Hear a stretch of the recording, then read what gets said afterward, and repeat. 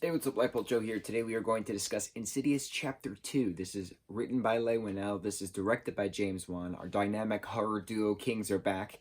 This stars Patrick Wilson, Rose Byrne, Barbara Hershey, Lynn Shay, Ty Simpkins, Steve Coulter, Leigh Whannell, Angus Sampson, Andrew Astor, and many, many more. So this picks up right where the first one leaves off. But this is a prequel sequel.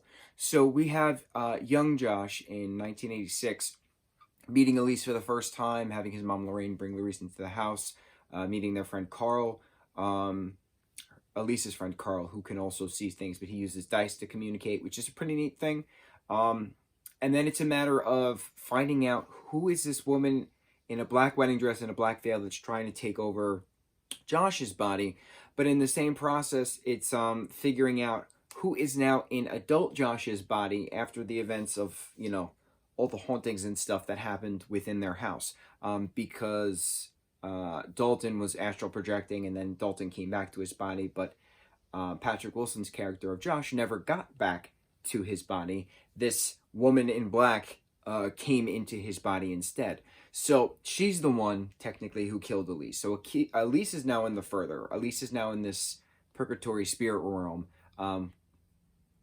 And it's very interesting because we go to the past, we go to the present, but it's done in an eloquent way. It's not done in a stupid, 1 minute here, 2 minutes there, 1 minute there. I really love Leigh Whannell's writing and James Wan's directing.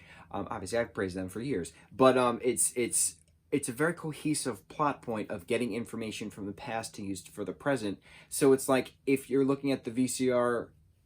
If you're looking at the videotape played on the VCR of young Josh's interview, why is there an older Josh in the background when you lighten the screen?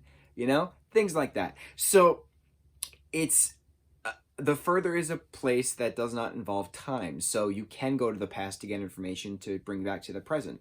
We find out who the woman in black is. It turns out it's this guy named Parker that Josh had met in a hospital that his mom worked at many, many years ago. And Parker's been twisted in the head by his mom, who swears that he's a girl, but he's not a girl. He knows that he's a boy. He knows that his name is Parker, but his mom refuses to accept that because that's the name his dad gave him, and that he is really a good girl named Marilyn and has to abide by that. So with the twisted psychosis of the mother being forced upon the son, who's now wearing this black veil, who's wearing this makeup, who's wearing the black dress, that's the woman in the photos that we saw within the first one. So that was a cool explanation. Also, the black veil bride is a serial killer who's killed 15 victims, all within Parker's family house that Specs and the other guy and Lorraine actually go to investigate. So